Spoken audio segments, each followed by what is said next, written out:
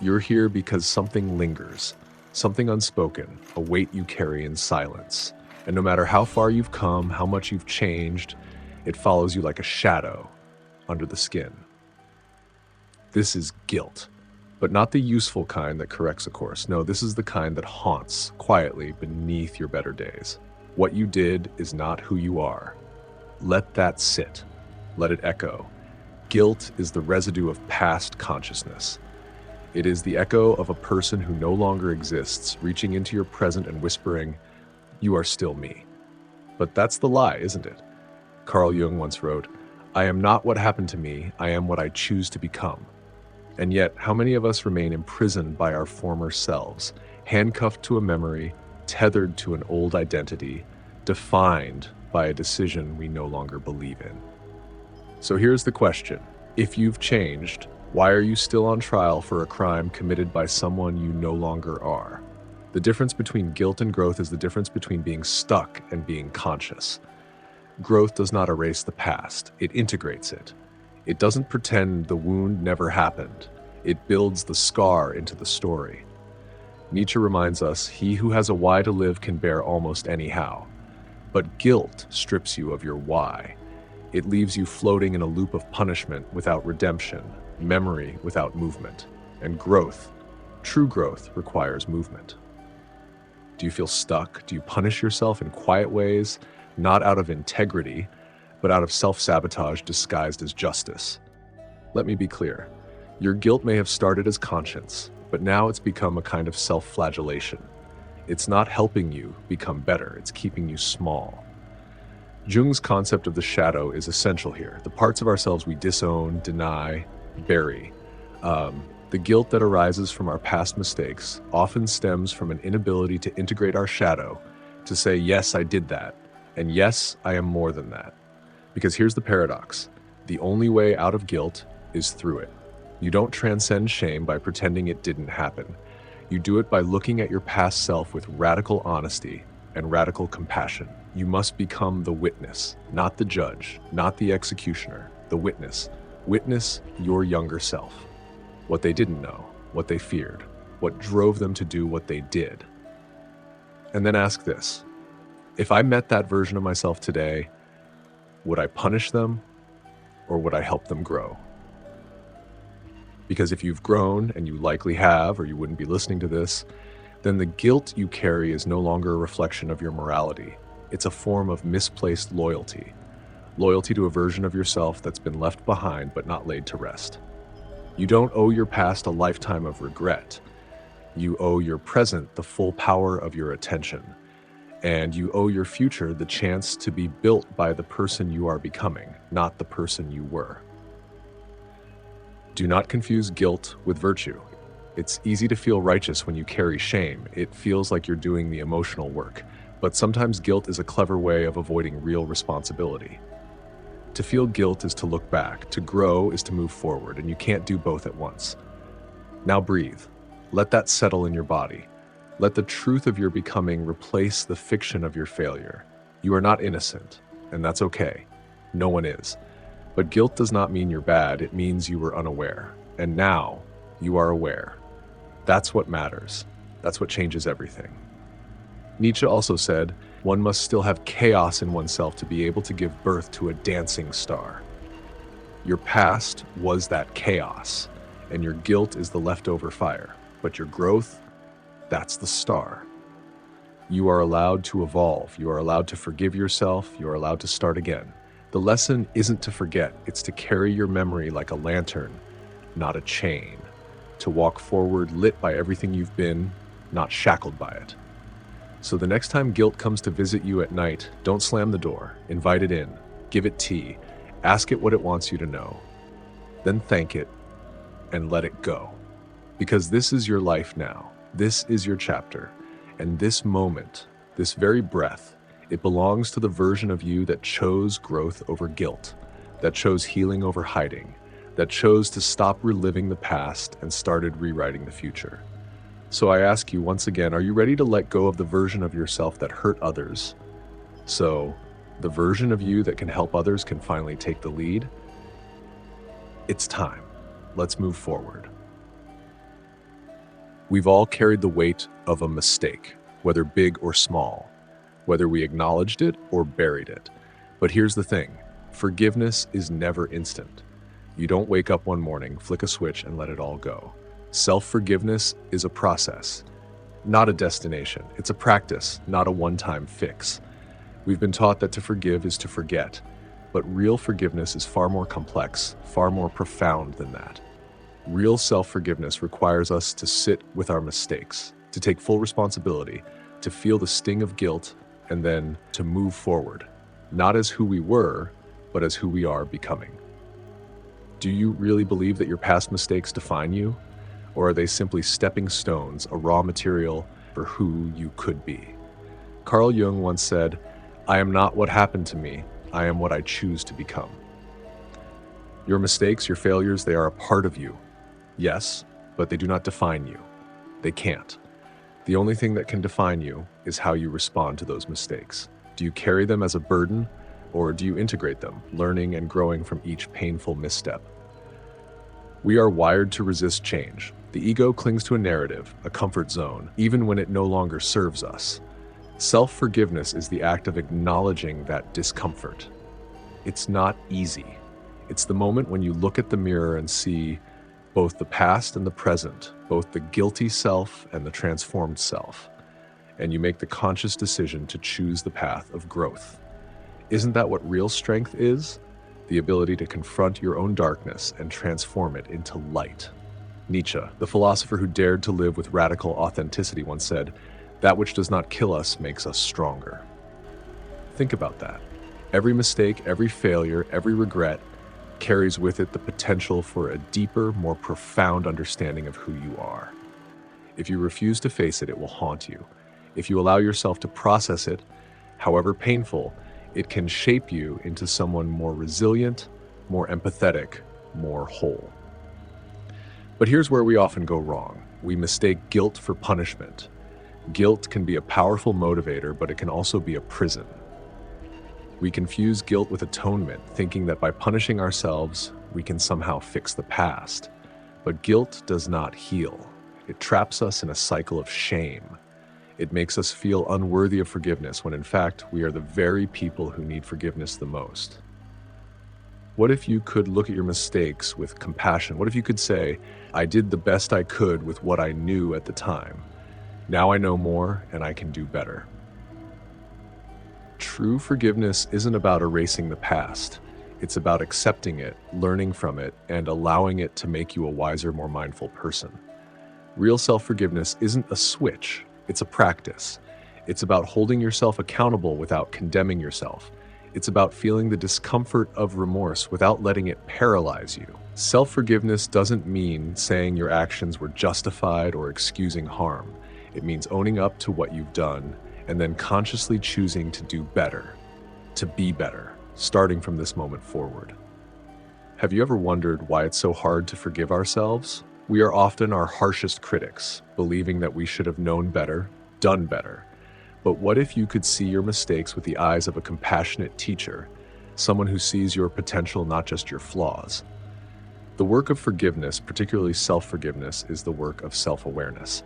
It is an invitation to grow, to see that who you were is not who you are. It's a spiral of development. As Nietzsche said, become who you are. This isn't a command, it's an invitation. It's the call to transform, to evolve from who you were to who you are and to who you will be. But self-forgiveness demands something from us. It demands vulnerability. To forgive yourself means to admit that you are imperfect.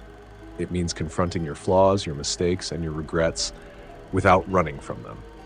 And it means trusting that in time, you will learn to see yourself not through the lens of your failures, but through the lens of your growth. Self-forgiveness is about releasing the grip of the past, but it's also about committing to the future. It's a promise to yourself that you won't repeat the same mistakes, not because you're perfect, but because you're committed to learning from the past, evolving, and growing. Jung said, "The privilege of a lifetime is to become who you truly are." But to become who you are, you must first forgive yourself for who you were. You must first release the guilt that holds you in place.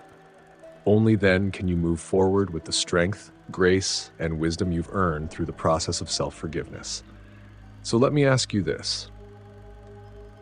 What would it look like for you to fully accept yourself, mistakes and all? What would it feel like to lay down the burden of guilt and choose, consciously, to walk forward with the knowledge that you are not defined by your mistakes? It starts with one small act of grace toward yourself. It starts with a decision to forgive, not because you condone the wrongs of the past, but because you refuse to let them imprison your future. It starts with the radical idea that you are worthy of change. You are worthy of growth. You are worthy of forgiveness. And that, my friend, is the most powerful act you can ever commit. To forgive yourself, to move beyond the guilt, and to choose every single day to be better than you were yesterday. Regret. It's a feeling we all know too well. That heavy, gnawing ache that clings to the past, a constant reminder of a decision made, a path taken, or an action left undone. We try to run from it. We try to bury it, but it follows us. But what if I told you that regret doesn't have to be a burden? What if it could be something else entirely? What if regret could be transformed into purpose? You see, regret is a powerful emotion. It has the potential to either break us down or propel us forward. The difference lies in what we choose to do with it. To become who you truly are doesn't mean erasing the past. It means integrating it. It means taking those mistakes, those very things that you regret, and using them to build a more authentic and meaningful life. You don't have to hide from your past. You can let it shape your future. Does this sound impossible? Let me ask you, have you ever met someone whose pain transformed them? Someone who turned their darkest moment into a beacon of light for others? Regret, when harnessed properly, can be a catalyst for profound transformation. You may think your mistakes define you, that the weight of them will always hold you back. But in reality, it is your ability to change in response to those mistakes that defines you. The key here isn't the mistake itself, it's the meaning you attach to it. If you choose to stay trapped in regret, it becomes a prison. But if you decide to use that regret to serve something bigger than yourself, it can become the foundation of your future. The truth is, the pain of your mistakes doesn't vanish. It may never truly go away, but that's not the point. The point is to take that pain and turn it into something purposeful. Do you want to remain the victim of your past, or will you become the hero of your own story? Jung also taught us about the process of individuation, the journey toward becoming a whole, authentic self. Part of that process involves embracing the parts of ourselves that we've tried to hide. Our regrets, our mistakes, our flaws, they're part of the story. But they don't have to define the end of the story. Instead, they can shape the beginning of a new chapter. This is where true healing begins, when we decide that our mistakes no longer have power over us, but instead, they fuel our growth. You can't go back and change the past, no matter how badly you wish you could, but you can change the way you respond to it. You can make a decision to transform the pain into purpose. In doing so, you take control of your story. The first step in this transformation is simple. Take responsibility for your actions. We often try to deflect blame or rationalize our mistakes. We tell ourselves that we were young, naive, or that circumstances forced our hand. But deep down, we know the truth. The first step in healing is to own your mistakes without shame or judgment. This is not about self-punishment. It's about taking accountability. Only when you own your actions can you begin to reshape the meaning of those actions. But accountability alone is not enough. You must take the next step. Action. Regret becomes powerless when you turn it into meaningful action. Take what you've learned from the mistake and use it to help others, to guide them, to show them that change is possible. Your experience doesn't need to be buried or hidden. It can be shared. Your story, your mistakes, and the lessons you've learned can become a gift to others. Do you think your suffering is for nothing? Or could it be the very thing that opens the door to someone else's salvation?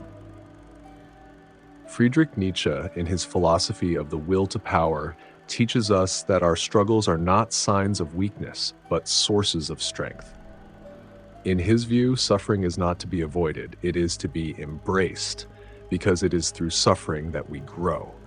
And it's not just about surviving suffering, it's about learning from it, mastering it, and ultimately using it to elevate ourselves and those around us. When you choose to turn your regret into meaningful action, you are choosing to master your pain. You are deciding that the mistakes of the past will not define you, but will instead serve as the foundation for something greater. This is what Nietzsche meant when he said, "Become who you are." When you transform your regrets into action, you take control of your narrative. You become the person who didn't just suffer, but grew, learned, and became stronger. Every mistake becomes an opportunity for growth. Every failure becomes a lesson. You are no longer the person who was broken by regret. You are the person who learned to rise from it. Now, let's talk about the practical side of this. How do you turn regret into purpose? The first thing you need to do is to identify how you can use your experience to serve others. If you've hurt someone in the past, maybe you can use that pain to become a better friend, a better partner, a better parent. If you've made a poor choice that led to failure, maybe you can help others avoid the same pitfalls. There are countless ways to turn your past into something meaningful. It doesn't matter if your regret is large or small. What matters is your willingness to use it for good. Perhaps your mistake was in a career decision. Maybe you took the wrong path and now you feel stuck. But what if you could take the lessons you learned from that mistake and share them with someone who is just starting out? What if you could guide them, helping them avoid the same traps you fell into? The point is simple. Your mistakes don't have to be wasted. They can become a powerful force for good. And when you choose to use your past in this way, you stop being a victim of it, and you start to be the creator of your own future. Are you ready to stop letting regret hold you back? Are you ready to take the lessons of your past and turn them into action? Regret is inevitable. It's a natural part of being human, but it doesn't have to paralyze you. You have the power to turn it into something meaningful. The next time you feel the sting of regret, ask yourself, how can I use this pain to serve something greater than myself? How can I take this experience and turn it into a foundation for the future? This is the true power of transformation. It's not about erasing the past. It's about using it to propel you forward. It's about taking your mistakes, your regrets, and turning them into a force for good. The choice is yours.